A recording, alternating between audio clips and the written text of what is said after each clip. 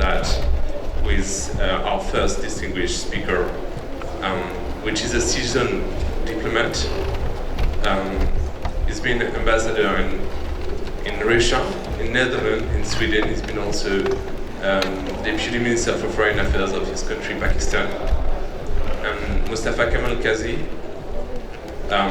could you give us a brief outlook on the historical background and where are we today on the Kashmiri issue, which is the most pressing issue in South Asia at the time being?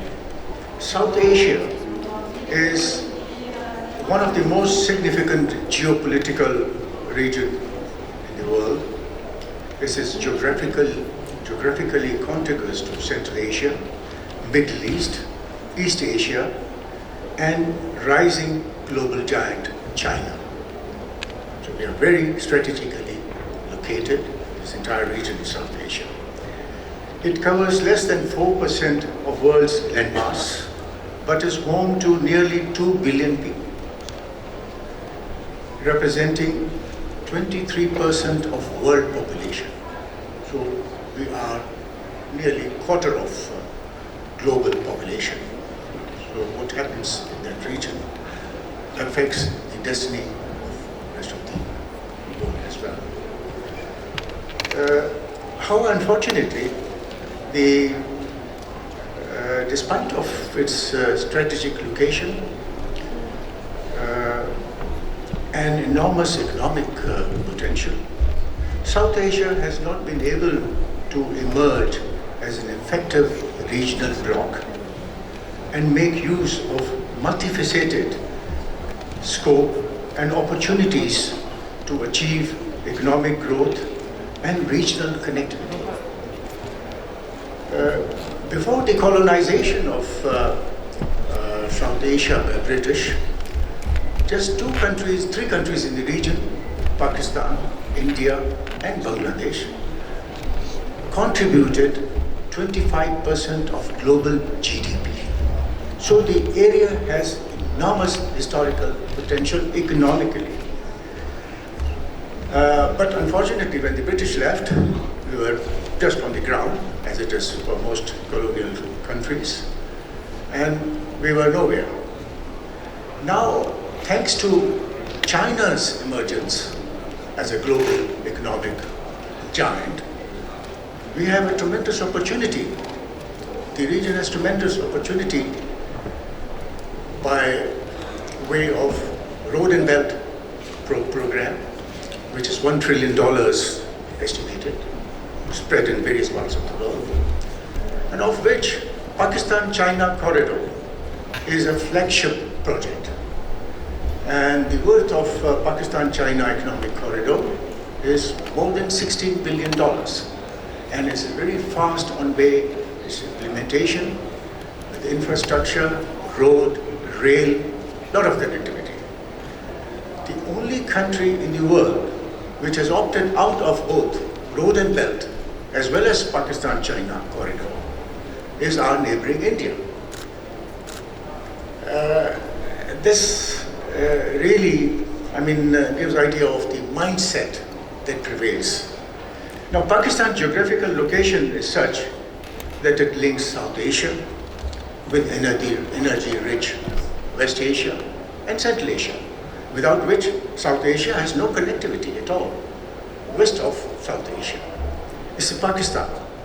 Now, with Pakistan, we have this issue of Kashmir, which has been there for the last 72, 73 years, a colonial legacy, and under 11 UN Security Council resolutions, also bilateral agreement between India and Pakistan, which both the UN Security Council resolutions as well as bilateral agreement between India and Pakistan of 1972, which is called Simla Accord, requires both countries not to change the status quo pending the solution of the Kashmir issue. Now, what has happened in the last 3 months that Kashmir has been dissolved as an entity. It has been partitioned, broken into pieces, two pieces, both, and lost its statehood, status as the only Muslim majority state in India, has become union territory. You know. Now that is the lowest grade that, any federal agency or entity can have in India. And to implement this horrendous decision, it's now 103 or 4 days that the 9 million Kashmiris are locked. They can't get out, the children can't go to school, they can't go to the marketplaces, there's no internet connectivity except on very selected basis to those whom the government regards as safe people or approved people. Obviously, these 9 million people are, to take care of these 9 million people, there's presence of 900,000 Indian soldiers. So there's one soldier for every 8 Kashmiri. This is the largest military presence in any occupied area. And this happens when India had 72 years to win the heart and minds of Kashmiris. 72 years of possession of people. It's a great thing, you have a great opportunity. But this is the result of the goodwill that should have been cultivated to win the population, who already have very serious reservations. So this, why it has happened in past, there have been many governments in India, both the BJP, the present ruling party, as well as the Congress party, right? But none of them have dared to go that far. If the latest maps that have been released officially by India do not have even abolished the line of control, because as you know, Kashmir is divided between Pakistan, India, and what Indians call the Chinese part of the Aksai Chain, which is Aksai Chain, bordering Kashmir, but India claims to be part of Kashmir. Now Kashmir is therefore a very dangerous global flashpoint, as it involves not only 2 nuclear powers, India and Pakistan, but also third one, that is China. 3 nuclear powers and population of more than half of the global population. If you add Chinese population to the South Asian population, it becomes nearly half. It's really, either a person has to be fooled to disregard those realities, or crazy. Of course, these times we are living in times where there is no dearth of mentally deranged leadership in the world, basically. So probably we have that there. And I leave it to my colleague to give you the ideological moorings behind which are propelling the present leadership in India to go and defy to that extent that it is costing them economically. India's growth was 7% plus just about a year back.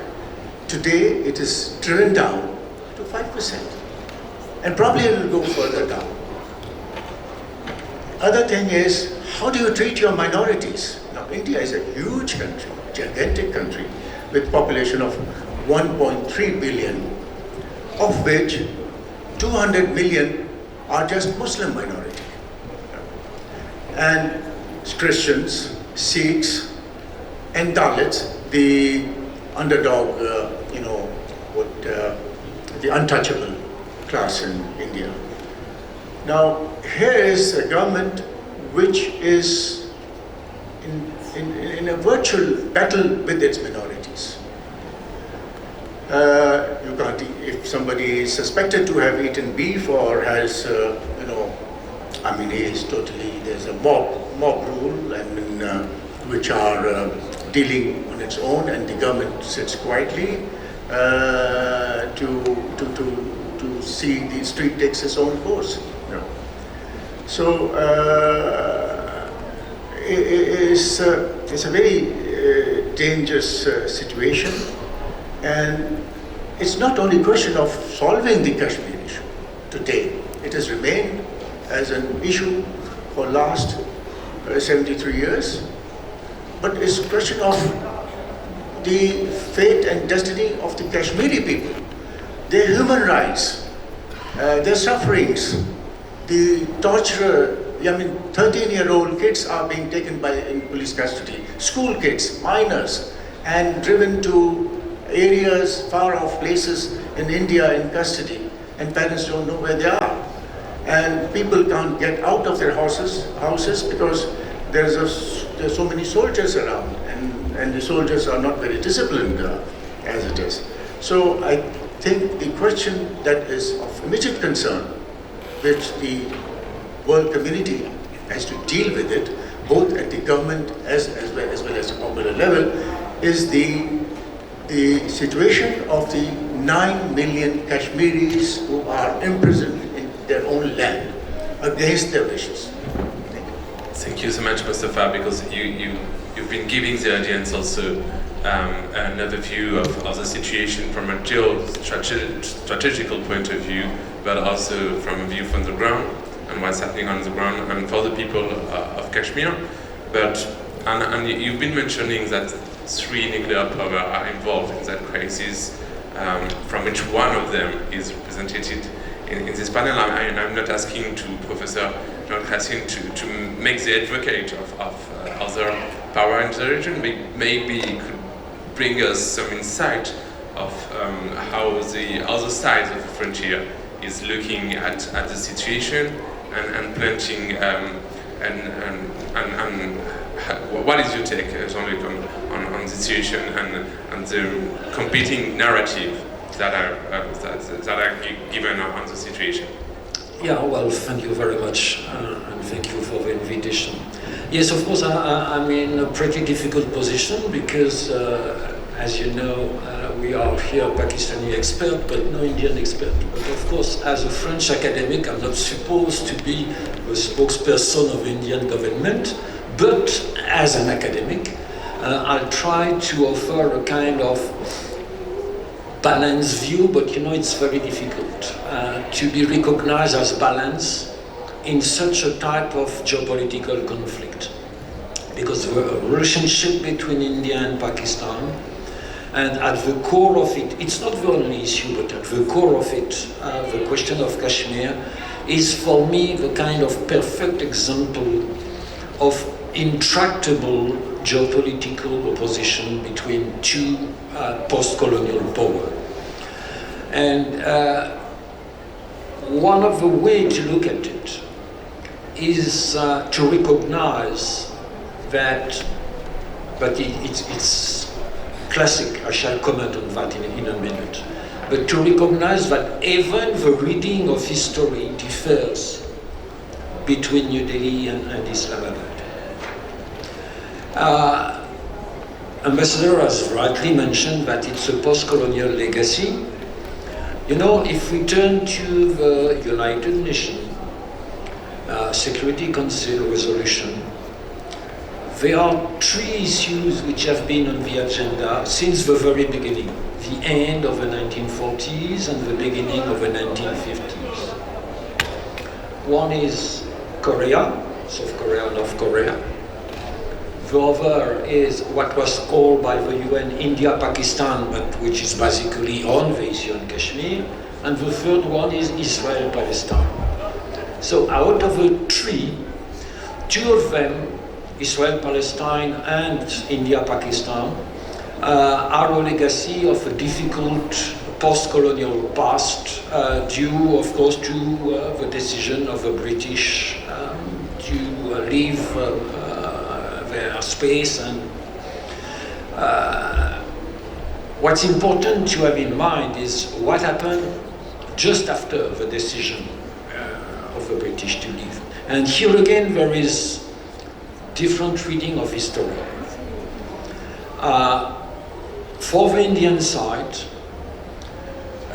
they refer to what was the rationale of the partition, where you differ between the land which were under direct control of the British and the land which were in the hand of the princes, the Maharaja, the Nizam, or whatever.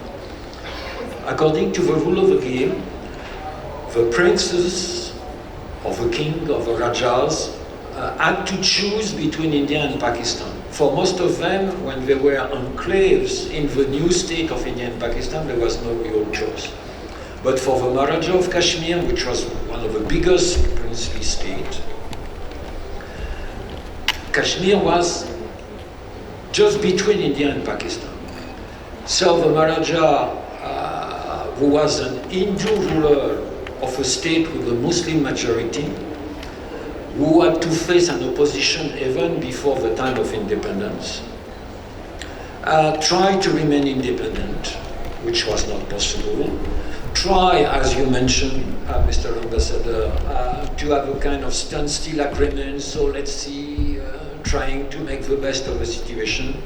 But finally, he decided to accede to India because he was subject to the pressure, not to say to the invasion, of tribal militia coming basically from the tribal areas from Pakistan, close to the border of Afghanistan.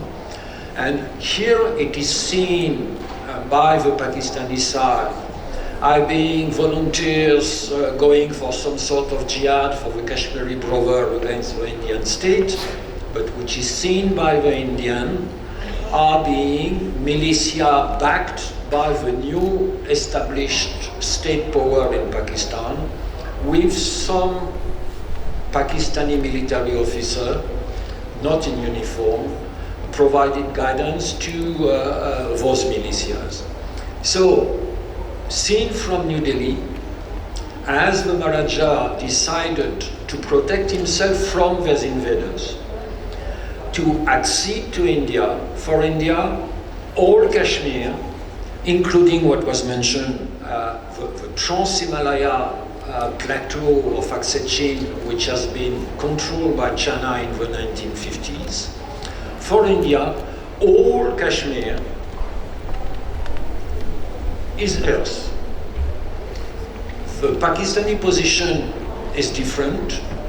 They do consider that all Kashmir is a contested area.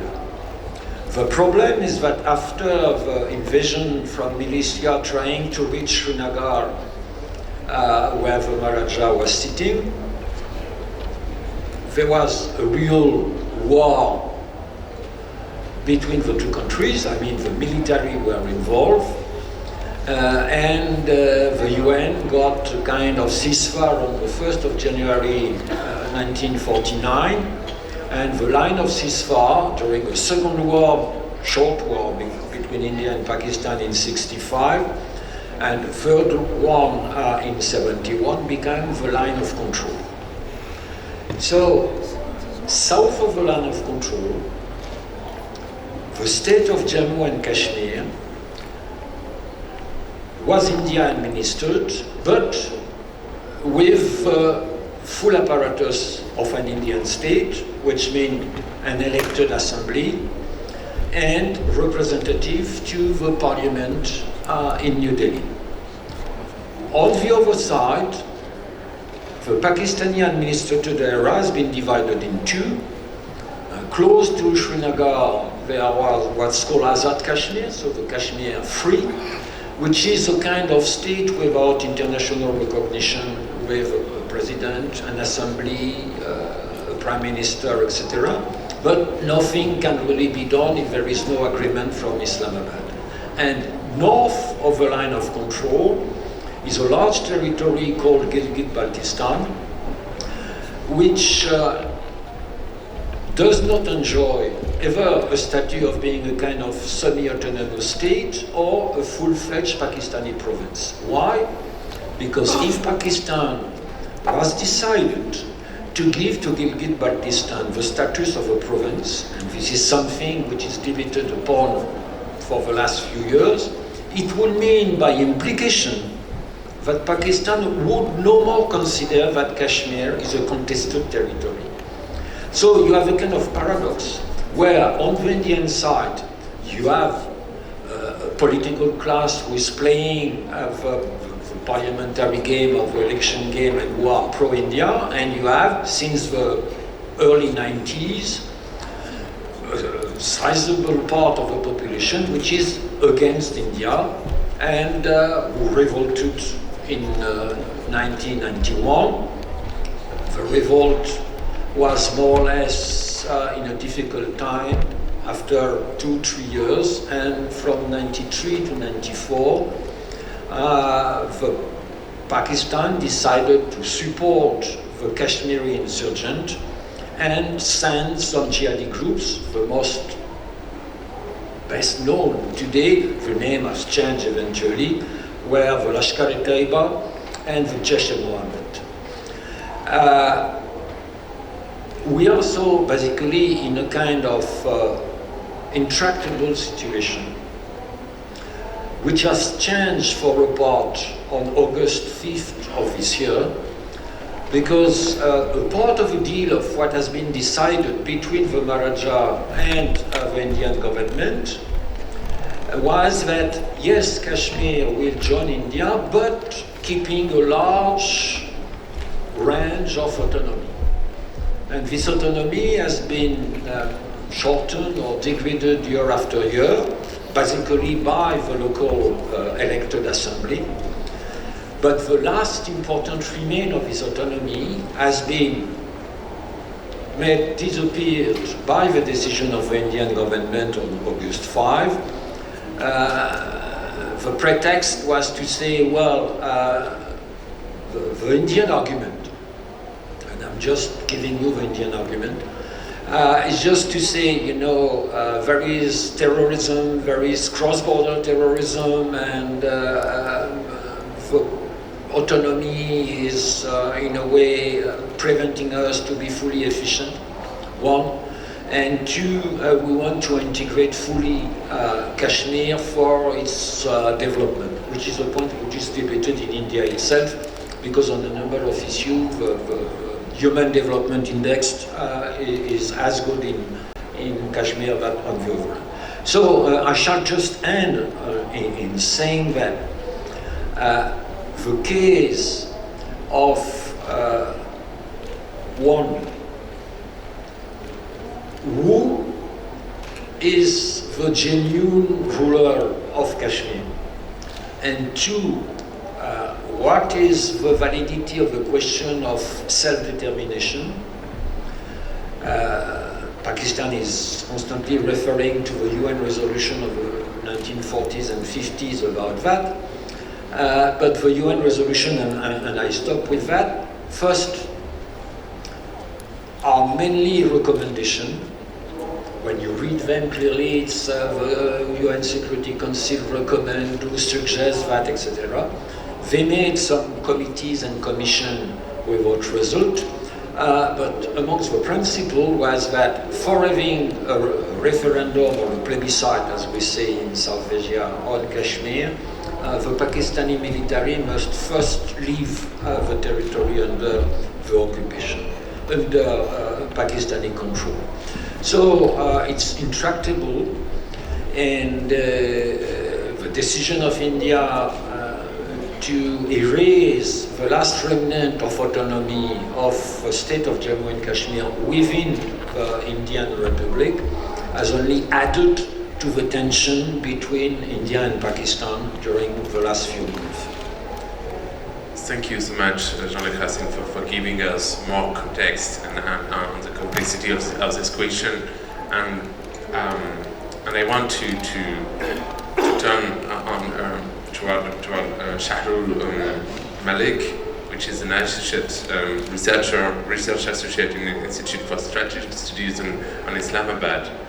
And this removal of the autonomous status, as Jean-Luc said, is also a big, in French we would say, a big, un coup de canif dans le contrat, a blow to the former agreement between Kashmiri authority and Maharashtra and India.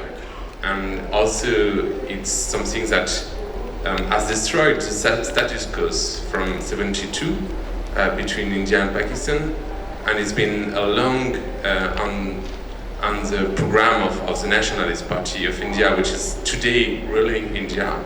And could you tell us more on the BJP and the BJP program, and this what seems to be a rise of nationalism in India in that context? Thank you. As you all know, that BJP is a right-wing party, and its policy has historically reflected Hindu nationalist positions. It has close ideological and organizational links with RSS. The far right and Hindu nationalist BJP government in India is pursuing an extremist Hindutva approach and is transforming a once secular India into a Hindu majoritarian state, where the space for minorities and people with diverse views is shrinking very rapidly.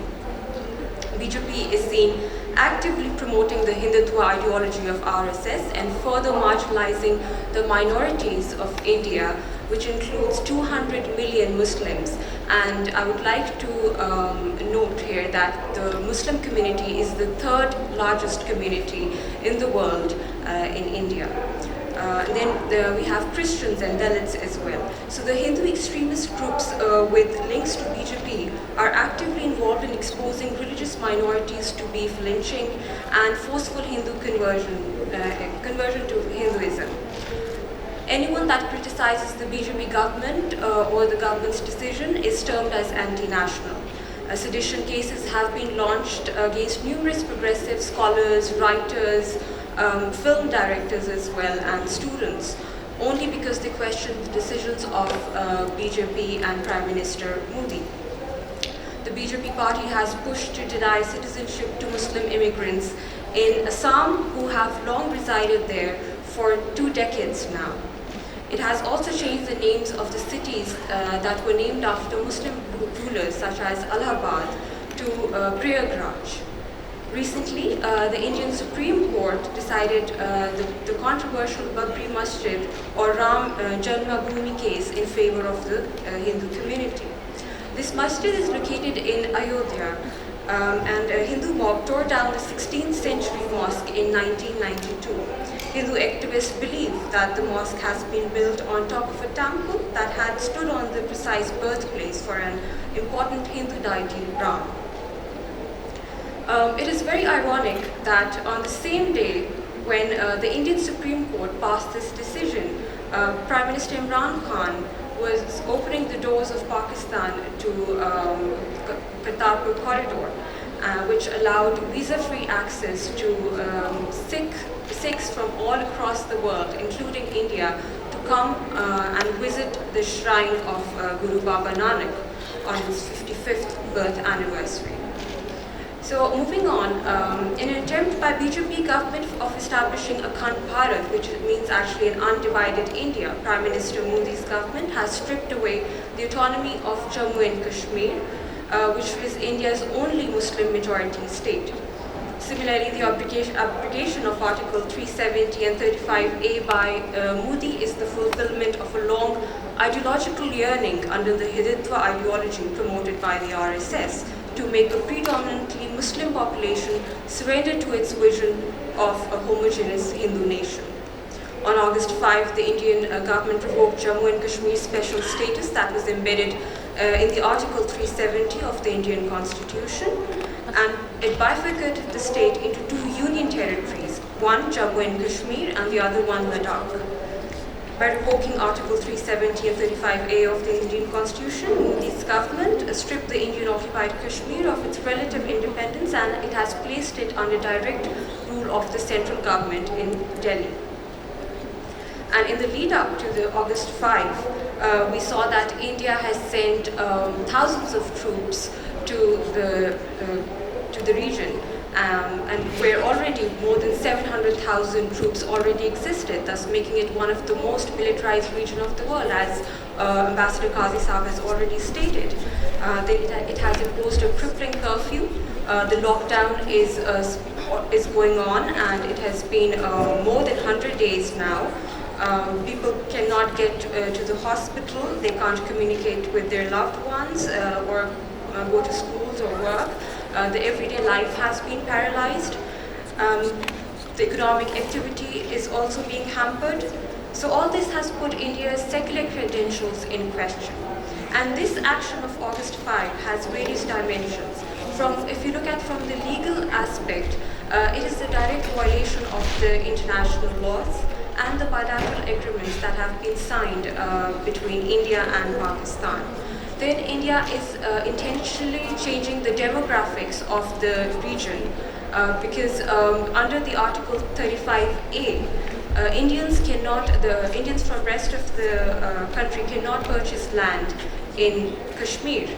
But since this has been abrogated, now they are allowed to do so, and now this is going to have severe form of demographic repercussions and changes in the region. Thank you so much, Shahru. I would take Mustafa comment on what is being discussed, and also after that I would like also Jean-Luc to comment on the role of minority, considering minority as a key point of any agreement that could settle the situation in South Asia. And Mustafa, what is your take on what's being discussed on this political development in India, but also maybe in Pakistan? How this conflict also is driving the Pakistani politics today? Well, Pakistan politics is, the very first day that our Prime Minister took oath of office, Prime Minister Imran Khan, he made this announcement, offered hand of friendship to India, and to meet, to talk, and to resolve our issues and have a dialogue. That was very promptly rejected. But then we still carried on, and this corridor that has been opened, visa-free to the Indian nationals, they just can walk into space and perform their religious rites. It's not only Sikhs, but also Hindus can come. It's free, anybody who comes, and visa-free. That was inaugurated just about 4 days back. We did not resign. So it shows the attitude. Of course, there can be incidents. Stray incidents anywhere, and there have been. But on the whole, the state as a whole, the state policy as a whole, is very sensitive to the minority rights in Pakistan. Also, although the religious minorities in Pakistan are very small percentage of the total population. Unlike in India, where the Muslim minority alone is equivalent to the population of Pakistan, near about, plus minus. Then there is Sikh, who have a very distinct identity of their own, have problems seriously, as you recall, when Mrs. Indira Gandhi was murdered, and it was a Sikh bodyguard who, assassinated her, in reaction to what happened at the Sikh temple in Punjab, Indian Punjab, where there was to settle an insurgency. The Golden Temple, very famous temple in India, in Punjab, Indian Punjab, was taken over, and this sanctity violated, and the Sikh, in his emotional rage, he was the bodyguard, and he fired and killed. after that incident, there were thousands and thousands of Sikhs killed. Similarly, when this 15th century, 16th century mosque was demolished in '92 by this mob, led by the present Prime Minister of India. He was there. These are pictures. He led this mob to demolish stone by stone this mosque, which is 500 years old. Barbary mosque to sanctify the entry of emperor, the founding emperor, second emperor, Mughal dynasty, Babur. So, this mosque was demolished. Then the day that we announced, as my colleague mentioned, that this opening of this corridor, visa-free corridor for Sikh and Hindu pilgrims to come to Pakistan and just walk into it. And the judgment of the Barbary mosque case in the Supreme Court was decided. Now, Supreme Court, we have this British traditions. There's a lot of, expectation of independence from the higher courts, and they have very often, both in India and Pakistan, in their judgments, gone against the incumbent governments. Many, many case examples. Here, the Supreme Court, in a decision, it was very incredible. It says that, this mosque has been existing for 500 years, although the Muslim community has not been able to produce documentary evidence, but the mosque has been there for 500 years.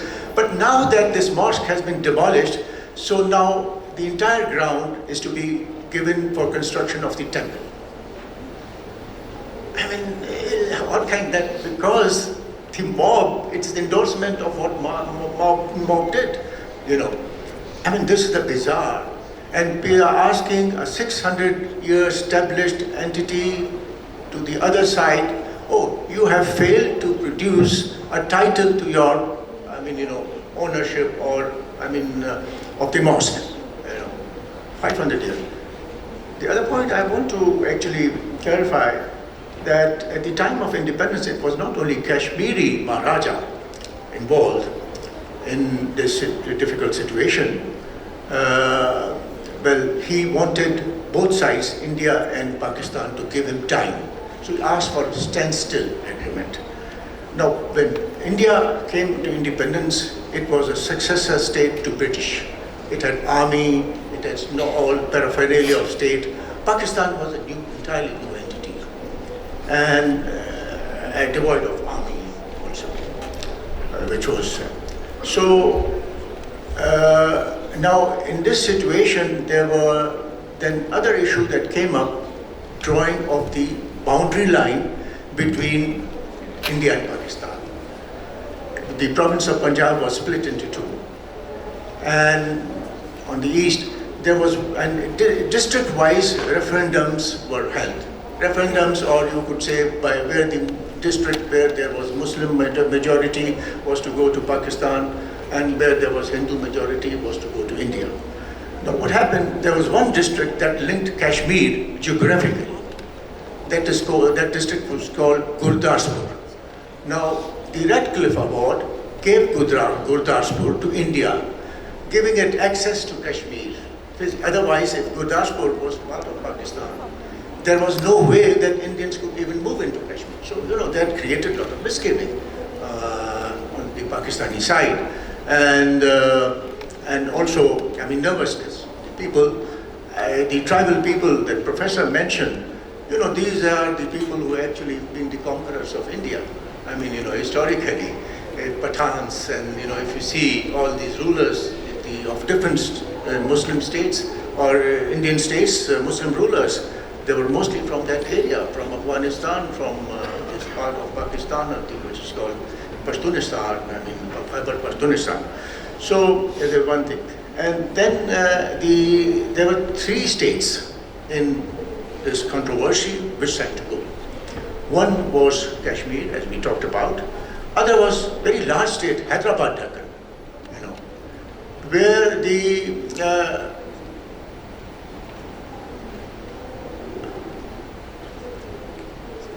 where the ruler, was more interested in keeping his independence, and that was also an option that was open to him. But an Indian army invaded it. The majority was Hindu population, but he wanted to be independent, neither Pakistan nor India. And so it was invaded by the army. The Maharaja, the ruler of Nizam, he's called Nizam of Deccan, he was humiliated, he had to surrender. Then there was another state called Junagadh and Munwadar. It is close to Gujarat. Hyderabad Deccan is on the south of India. And now Junagadh, though a Hindu majority, but the ruler was Muslim, he opted for Pakistan. But Pakistan did not insist on to carry out this accession. So we respected the wishes of the population. Then fourth point is that who went to United Nations Security Council? It was India, which took the issue of Kashmir to Security Council in a promise that this accession is not final. We will ascertain the wishes of Kashmiri people, and that is where it will be endorsed. So this was Prime Minister Nehru, who was a great leader. Now, unfortunately, his memory is being obliterated by the current government. Even Mr. Gandhi's remains in an urn in a museum was stolen on the day when they celebrated 150th anniversary of Gandhi's birth. So that very day, and the person who's now being considered for a posthumous award is a person who's of course no more existing, was one of the person accused of involvement in Gandhi murder. And Gandhi was murdered by RSS activist, to which Mr. Modi belongs. So there are very strong. Other point which is I wish to make is the tie-up. The Hindu extremists who proclaim that if you are an Indian citizen living in India, whatever religion you may have, you have to accept Hindutva, to be a Hindu, And what else is your private affair? Then I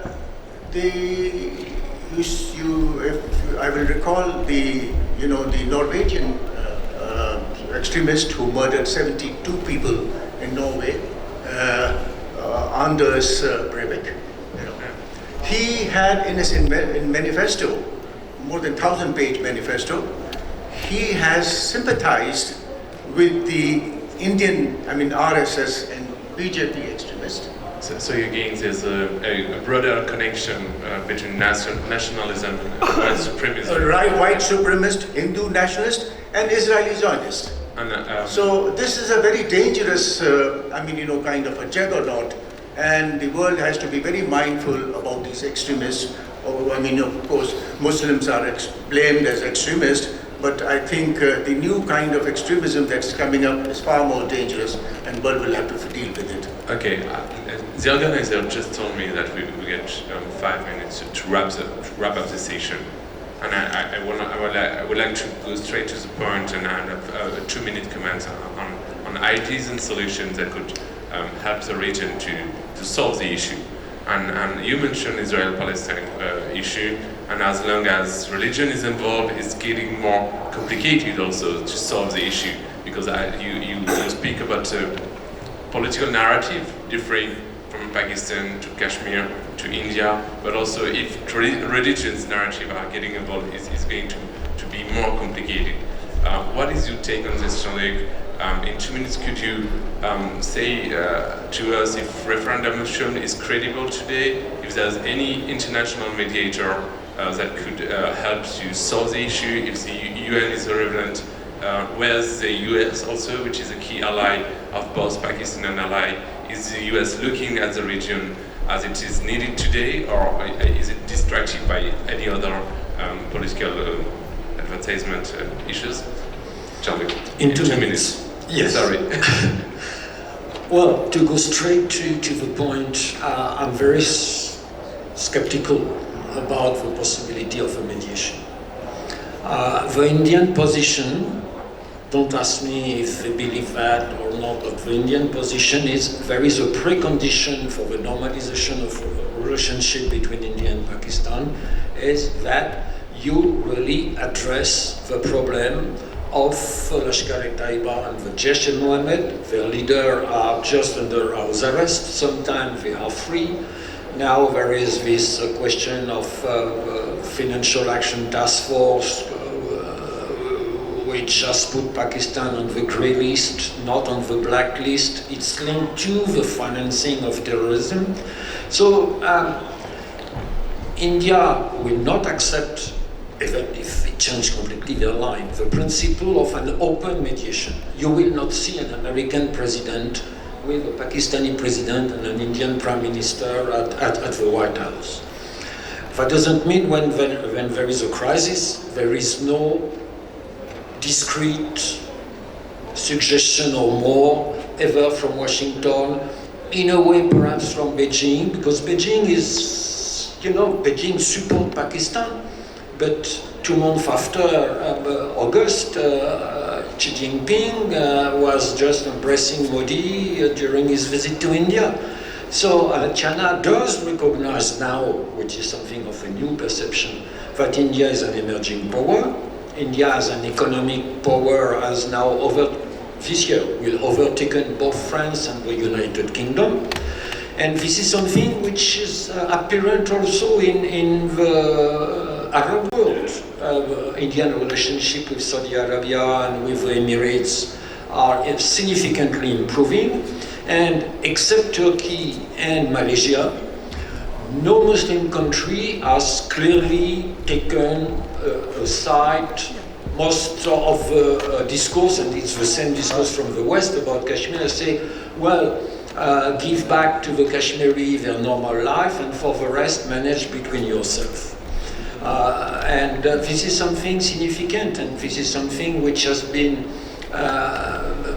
difficult, of course, to admit for Pakistani, that the Muslim world was not responding as expected by the Prime Minister.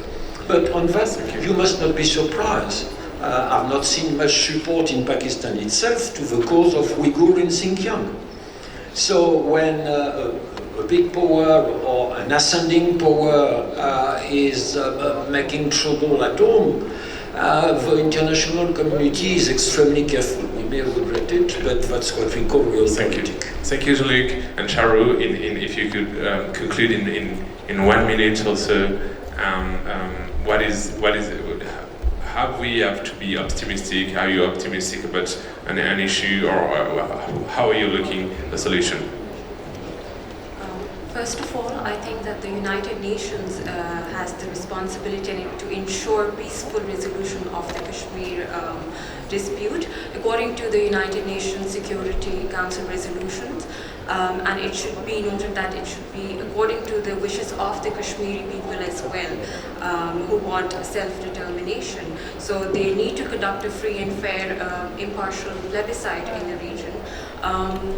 The only way forward that I believe, because US has offered mediation, but India keeps on saying that it does not want that. India keeps on saying that Kashmir is a bilateral issue, but in fact it is a dispute which has the potential of escalating into a full-blown war and maybe into a nuclear war even, which can threaten the peace and security of not just the region but of the whole world.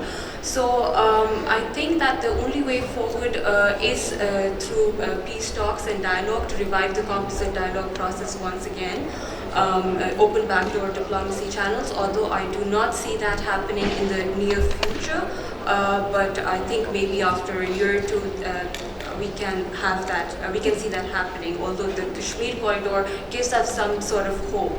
Thank you, Charu. Unfortunately, we are not taking any question for the audience because we are rushed by the organizer to conclude. Maybe a last word from Mustafa. How are you looking at the solution? I think the world needs to facilitate and encourage both countries to move towards a peaceful solution. And the peaceful solution has been discussed bilaterally between India and Pakistan, and many options have been found. In 2008, just about 11 years from now, there was a solution that was worked out through back channels, backdoor diplomacy, which was kind of giving autonomy to both sides of Kashmir, the Pakistani-controlled Kashmir and Indian Kashmir, make the line of control sort of soft so that people can interact with each other and trade with each other, have cultural and family relationships, and they both they will have their own autonomous kind of increased autonomous governance, and both countries will step a little aside so that they have eventually to determine their future. So this was a great option, but then soft borders, soften borders, trust measure, and that's how you're looking. And between India and Pakistan is the main key points that could solve this rising tensions. Realistic solution, because both sides have very hard positions. So to create softness and ultimately to let the people determine what they want. Thank you so much, Mostafa, for that last word. Merci beaucoup d'avoir suivi cette session. Et on va enchaîner sur la prochaine session. Je vous demanderai d'applaudir les experts qui ont pu partager, j'espère, beaucoup de choses avec vous. Merci encore.